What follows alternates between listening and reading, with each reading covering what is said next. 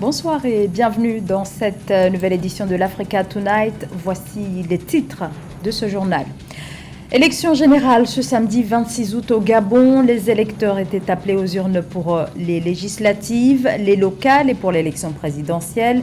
Le président sortant Ali Bongo Ondimba brigue un troisième mandat. Il a face à lui 13 candidats, dont Albert Ondo Ossa, le candidat de l'opposition. Démarrage de la campagne des municipales et régionales en Côte d'Ivoire. Les candidats disposent d'une semaine avant le vote prévu le 2 septembre prochain. La commission électorale appelle à des élections apaisées. La suite de la crise politique au Niger. Les putschistes autorisent les armées du Burkina Faso et du Mali à intervenir en cas d'intervention étrangère sur le sol nigérien. Le Mali et le Burkina Faso, dirigés là aussi par des militaires, ont dès les premières heures du coup d'État affiché leur solidarité avec les nouvelles autorités nigériennes face à la menace brandie par la CEDEAO.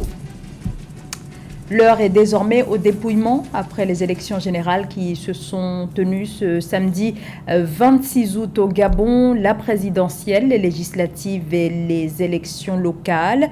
La présidentielle concentre toutes les attentions. Le chef de l'État sortant Ali Bongo Ondimba, élu pour la première fois en 2009, brigue un troisième mandat. Face à lui, 13 autres candidats, dont un candidat unique de l'opposition, Albert Ondo Ossa. Au total, ce sont près de 850 000 électeurs qui étaient appelés aux urnes et ils étaient nombreux à déplorer les retards lors de l'ouverture des bureaux de vote ce samedi matin, jusqu'à 3 heures de retard. Alors pour l'instant, aucune tendance officielle quant à la participation à la suite donc de ces élections auxquelles les observateurs internationaux n'ont pas été accrédités. En Côte d'Ivoire, la campagne électorale en vue des élections municipales et régionales a démarré ce vendredi 25 août. Plus de 30 000 candidats sont en lice pour les élections municipales et plus de 5 000 pour les élections régionales. Ils ont jusqu'au 31 août pour convaincre. Je vous invite donc à œuvrer pour une campagne électorale apaisée. Les mots du président de la commission électorale à quelques jours des élections prévues le 2 septembre. Esther Conan. Les municipales et régionales en Côte d'Ivoire, initialement prévues pour octobre 2023, ont été avancées au 2 septembre prochain, en raison de l'organisation de la Coupe d'Afrique des Nations Côte d'Ivoire 2023. Depuis 2018, la Côte d'Ivoire n'avait pas tenu d'élection municipale, d'où la décision prise par le Conseil des ministres de coupler cette année les deux élections locales. Des élections qui, comme l'a rappelé le président Alassane Ouattara, devront se tenir dans un climat de paix et d'impassibilité. Comme vous le savez, chers compatriotes, le 2 septembre prochain, les Ivoiriens seront appelés aux urnes pour renouveler les élus locaux que sont les conseillers régionaux et municipaux. Je souhaite que toutes ces élections se déroulent dans un climat de paix et de fraternité. Il y va de la consolidation de nos acquis démocratiques. J'en appelle donc au sens des responsabilités de tous les candidats, des partis politiques et de l'ensemble de nos compatriotes. Les campagnes ouvertes le 25 août prendront fin le jeudi 31. Les Ivoiriens sont attendus massivement aux urnes, un devoir civique qui pour eux doit se dérouler dans la transparence et la totale sérénité. Pour moi, ce que j'attends normalement de ces élections, c'est que tout se passe bien et qu'il n'y a pas de mésentente entre les différents partis et que peu importe ce qui va se passer, on doit savoir que c'est la Côte d'Ivoire qui gagne. Bon, pour ce premier jour de campagne, la campagne se déroule très bien à Yopougon. Nous voulons des élections sans violence, mais nous voulons surtout que la population se mobilise pour aller exprimer son droit de vote. De sorte qu'on ait des élus légitimes. Donc nous demandons la mobilisation de la population. Et bon là, le constat est que à Yopougon, ça se passe bien. Et nous souhaitons que ça se passe effectivement bien sur toute l'étendue du territoire national. Nous voulons des élections sans violence. Alors que la campagne bat son plein sur l'étendue du territoire ivoirien, 8 12 424 électeurs sont attendues aux urnes ce 2 septembre pour ces élections. Elles se dérouleront dans 31 régions et 200 communes. Le scrutin sera ouvert dès 8h et ce jusqu'à 18h. Des retards dans certains bureaux de vote, des dizaines d'observateurs du scrutin arrêtés, désormais des craintes quant à l'issue du dépouillement. C'est le contexte qui entoure les élections générales qui se sont tenues ces 23 et 24 août au Zimbabwe, notamment la présidentielle, avec un face-à-face attendu Nelson Chamisa, candidat de l'opposition, et le président sortant Emmerson Mnangagwa. Les résultats devraient intervenir au cours des prochaines heures, mais d'ores et déjà, compte tenu des irrégularités relevées même par les observateurs régionaux, l'opposition dénonce des fraudes et entraves qui auraient entaché le scrutin présidentiel et législatif. Mildred Diamouf. Après 2 jours de vote, les 23 et 24 août 2023, dans le cadre des élections générales au Zimbabwe, caractérisées par des retards dans plusieurs bureaux de vote, les premières tendances sont déjà visibles. Au soir du 24 août, moins d'une dizaine des 210 circonscriptions législatives ont connu leurs résultats. Même si cela ne révèle pas une véritable tendance nationale, plusieurs candidats ont reconnu leur défaite et se sont retirés. Le 23 août 2023, la police zimbabwéenne a déclaré avoir arrêté 41 observateurs électoraux accrédités et militants de la société civile dans des localités de la capitale Harare et saisi des équipements électroniques dénonçant des activités illicites dans la gestion des résultats. Ces équipements étaient utilisés pour compiler illégalement les statistiques et les résultats de vote dans les bureaux de vote à travers le pays. Il est certain que les accusations sont là, vous verrez quand elles seront révélées au tribunal. En ce qui me concerne, si vous enfreignez les lois du pays, la procédure régulière doit pouvoir être exécutée.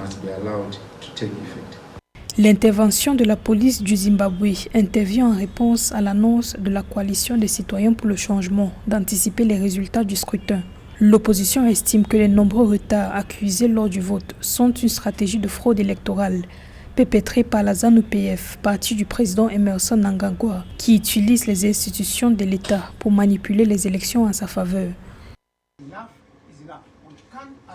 Trop, c'est trop. Nous ne pouvons pas nous permettre une répétition de 2018. La ZANU-PF est tellement désespérée en termes de crédibilité. Vous pouvez voir que M. Mnangagwa avait tout prévu depuis le début. Quant à nous, nous ne le permettrons pas parce que nous ne pouvons pas accepter que ce pays soit gouverné par des gens qui n'ont pas l'esprit des citoyens.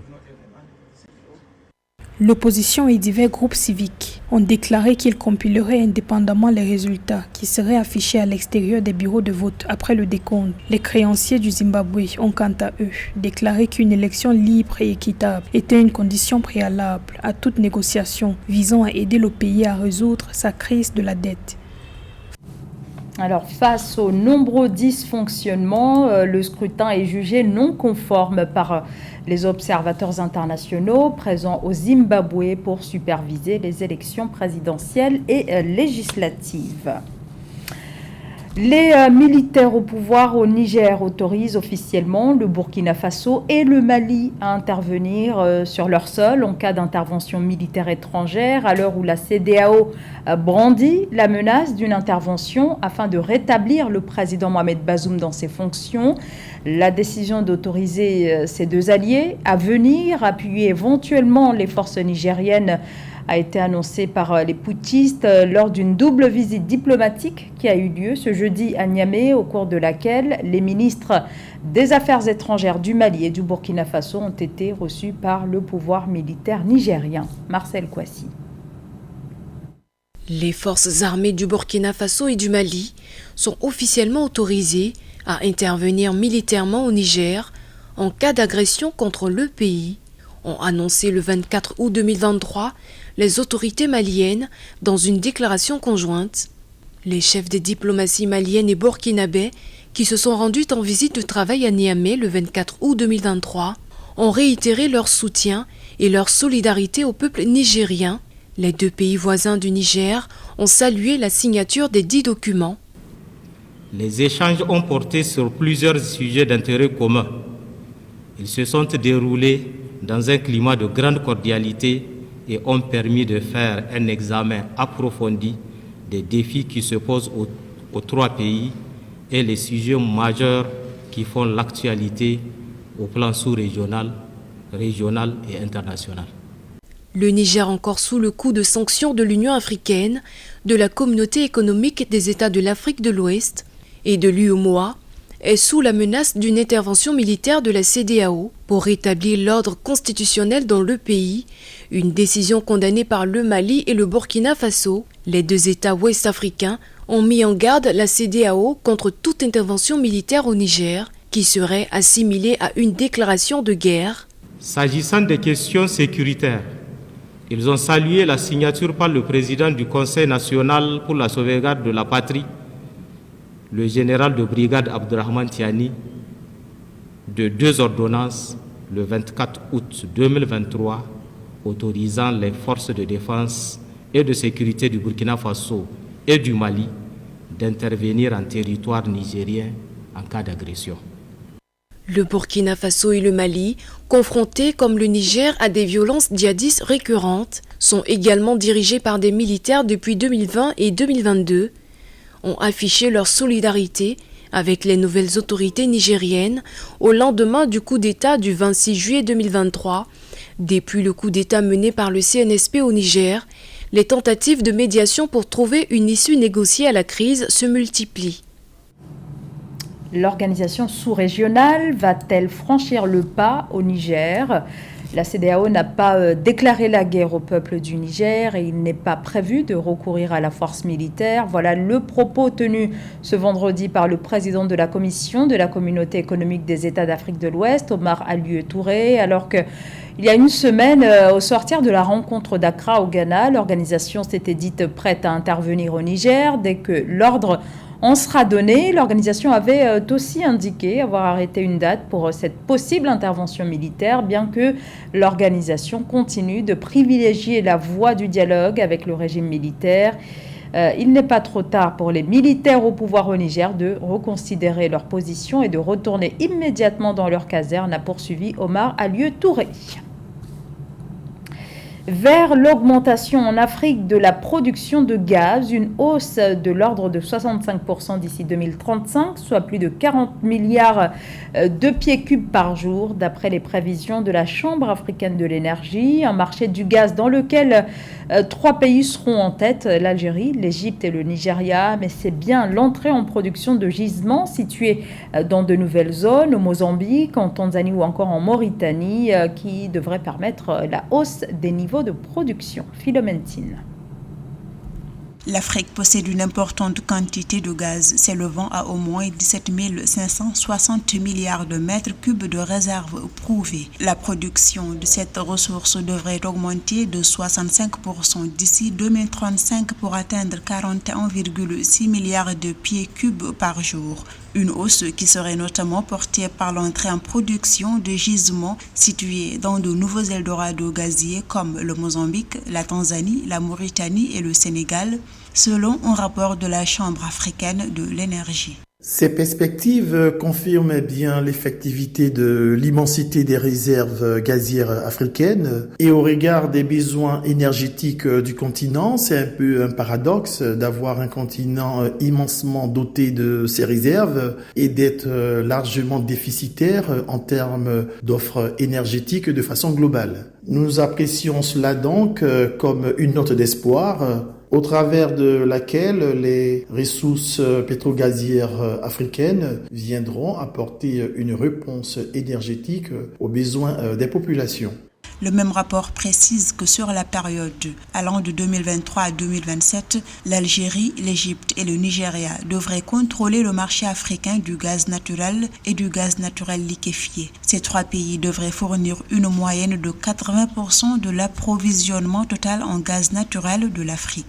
D'une part, nous avons des pays qui ont des grandes productions gazières et à côté d'eux, nous avons toute une flambée de pays émergents dans le domaine gazier qui comptent justement apporter leur production additive à l'offre globale africaine en la matière. Le continent doit se donner les moyens pour pouvoir s'inscrire vraiment au cœur de l'industrie gazière. C'est une industrie à risque qui demande que les ressources humaines soient hyper bien formés, pouvoir relever le défi en la matière.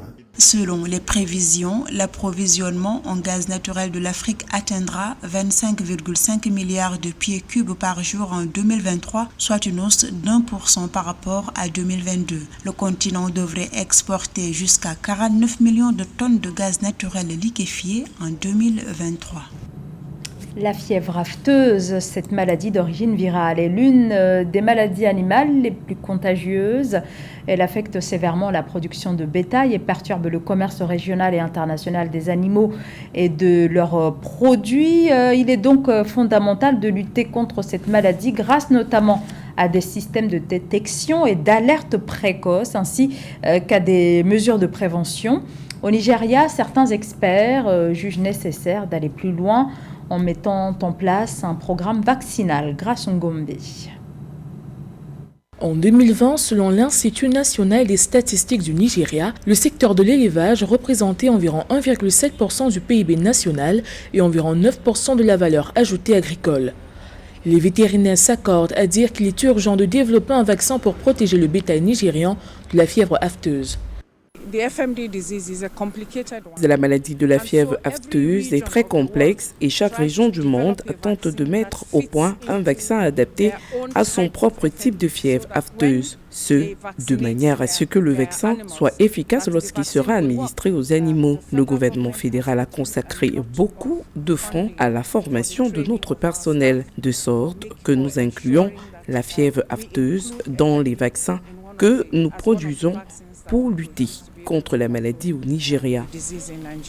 La fièvre afteuse est une maladie animale virale non transmissible à l'homme. Elle figure parmi les pathologies majeures affectant la production et le commerce international des denrées d'origine animale, la sécurité alimentaire et le développement économique, tant au niveau des petits éleveurs que des filières de production plus organisées.